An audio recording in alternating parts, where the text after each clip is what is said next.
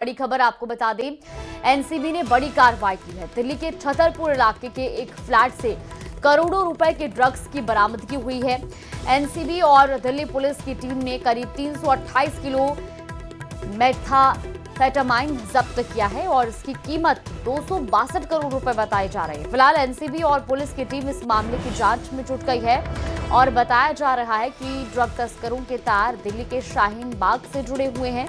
ये कार्रवाई एक फार्म हाउस पर छापेमारी से शुरू हुई है, जहां से मिली अहम लीड के आधार पर एनसीबी ने लगातार 3 दिनों तक ऑपरेशन चलाया। इस मामले में एक महिला समेत 2 आरोपियों को गिरफ्तार भी किया गया है। ये बड़ी खबर दिल्ली से आपको बता दें, जहां एनसीबी की टीम ने बड़ी कार्रवाई की है और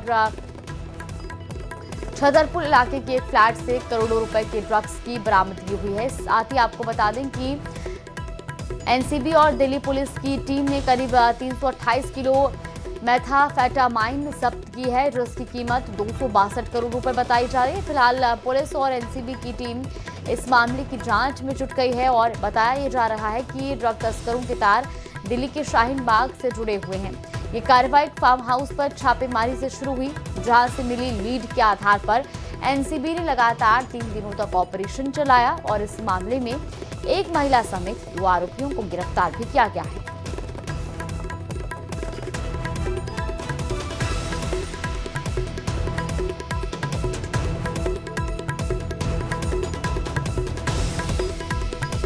तो दिल्ली से ये बड़ी खबर आपको बता रहे हैं। दिल्ली में छतरपुर इलाके से 328 किलो मेथाफेटामाइन जब्त किया गया है।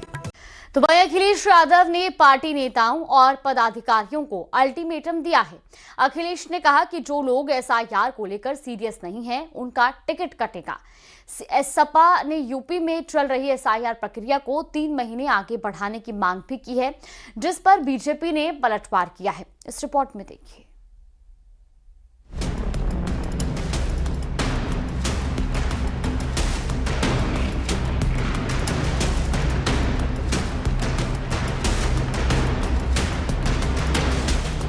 बिहार चुनाव के नतीजे के बाद अखिलेश यादव अब यूपी में विधानसभा चुनावों को लेकर एक्टिव दिख रहे हैं। एसपी ऑफिस में बैठक के दौरान अखिलेश ने एसआईआर को लेकर साफ कहा कि जो नेता एसआईआर की प्रक्रिया में सीरियस होकर शामिल नहीं होगा, उसका टिकट कटा हुआ ही माना जाएगा।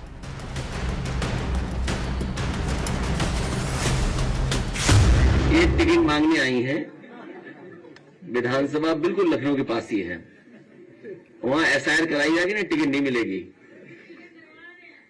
टिकट नहीं मिलेगी या लखनऊ में रहोगी तो टिकट नहीं मिल सकती। वहीं एसआईआर को लेकर बीजेपी सांसद दिनेश शर्मा ने पलटवार कर कहा कि विपक्ष का लगाव घुसपैठियों के साथ है। एसआईआर से अगर उनका नाम हटाया जा रहा है तो दिक्कत क्या है? अगर एसआईआर में एक पारदर्शी सूची बनाकर उनका नाम हटाया जा रहा है तो दर्द तो उनको होना चाहिए, जो बांग्लादेशी घुसपैठी भाग के वापस बांग्लादेश जा रहे हैं या म्यांमार भाग रहे हैं। लेकिन दर्द विपक्ष को हो रहा है, ये ताजुब है। एसपी ने यूपी में चल रही एसआईआर प्रक्रिया को 3 महीने आगे बढ़ाने की मांग भी की है। यूपी के मुख्य निर्वाचन अधिकारी को एक शिकायती पत्र लिखा गया है। लखनऊ की पूर्वी विधानसभा के 1100 मतदाता लापता होने समेत वोटर लिस्ट से जुड़े कई मुद्दे उठाए गए हैं। इस प्रयास को सफल नहीं होने देगी और चुनाव आयोग को जो एसआईआर की समय सीमा है उसको निश्चित रूप से बढ़ाना पड़ेगा, क्योंकि लोगों के अधिकारों को वंचित करके कोई किसी भी तरह से आगे नहीं बढ़ा जा सकता। इसलिए समाजवादी पार्टी ने इस मांग को दोहराया है कि समय जो एसआईआर का है उसको आगे बढ़ाया। एसपी बिल्कुल नहीं चाहती कि एसआईआर में ऐसे वोट कटें जो उनकी पार्टी के पक्ष में मतदान करने वाले हों। अखिलेश यादव का इस तरह का सख्त रुख साफ तौर से इस तरह की कोशिश है कि पार्टी में नए जोश को बढ़ाया जाए। एक्टिव न रहने वाले नेताओं को अखिलेश यादव ने अल्टीमेटम दिया है। समाजवादी पार्टी में एसआईआर का मुद्दा इतना ज्यादा अहम और खास हो गया है कि अगर कोई पदाधिकारी इस एसआईआर की प्रक्रिया में भाग लेता हुआ नहीं दिखाई देगा तो मानो उसका पॉलिटिकल कैरियर खत्म है। कैमरा पर्सन गोपी गिरी के साथ अलाउद्दीन न्यूज़ 18 लखनऊ। सीमांचल में 5 सीट जीतने के बाद एआईएमआईएम का जोश हाई है। एआईएमआईएम प्रमुख असदुद्दीन ओवैसी ने बड़ा बयान दिया है। ओवैसी ने कहा कि वो बिहार में नीतीश सरकार को समर्थन देने के लिए तैयार हैं, लेकिन इसके लिए शर्त है कि ये शर्त क्या है, आप इस रिपोर्ट में देखिए। कुमार की सरकार है, बिहार की जनता ने उनको इक़्तिदार दिया है, हमारी तरफ से हम उनको पूरा ताउन पेश करेंगे।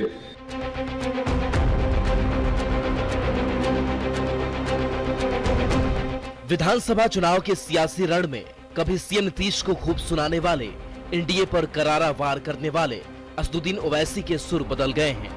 एआईएमआईएम चीफ ने अब नीतीश कुमार सरकार को समर्थन देने की बात कही है, लेकिन उन्होंने ये भी शर्त रखी है कि सीमांचल के लोगों को उनका हक मिले।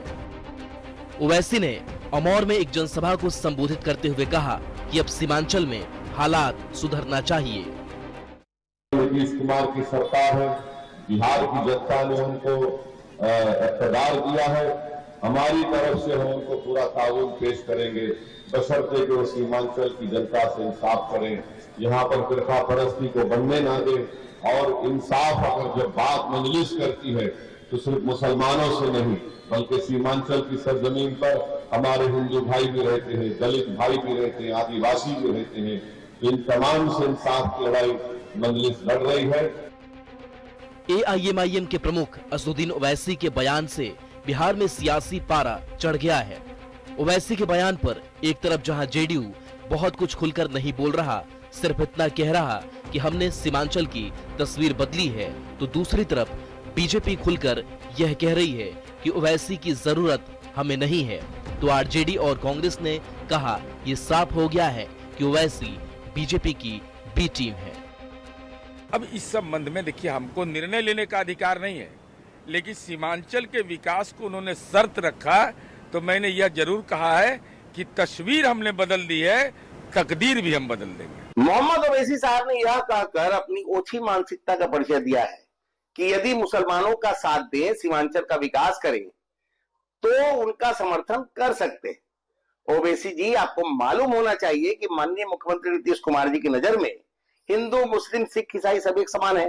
ओवैसी साहब जब से बिहार में कदम रखे हैं चुनाव लड़ने के लिए, तब से धीरे धीरे एक धर्म विशेष, समुदाय विशेष की राजनीति में आभा और संख्या दोनों घटवाने का काम कर रहे हैं। क्योंकि वो किनके पार्टनर हैं, ये बात बताने की जरूरत नहीं है, सर्वविदित है। देखिए, एनडीए का बिहार में जो ठगबंधन बना है, उसके एक पार्ट ओवैसी जी भी हैं, और हम लोग तो शुरू से यह बात कहते रहे हैं कि ओवैसी जी भारतीय जनता पार्टी की बी टीम के रूप में पूरे देश में काम कर रहे हैं। बिहार में शर्तों के साथ ओवैसी नीतीश को समर्थन देने के लिए तैयार हैं। विधानसभा चुनावों में सीमांचल की 24 सीटों में से 14 सीटें एनडीए ने जीती।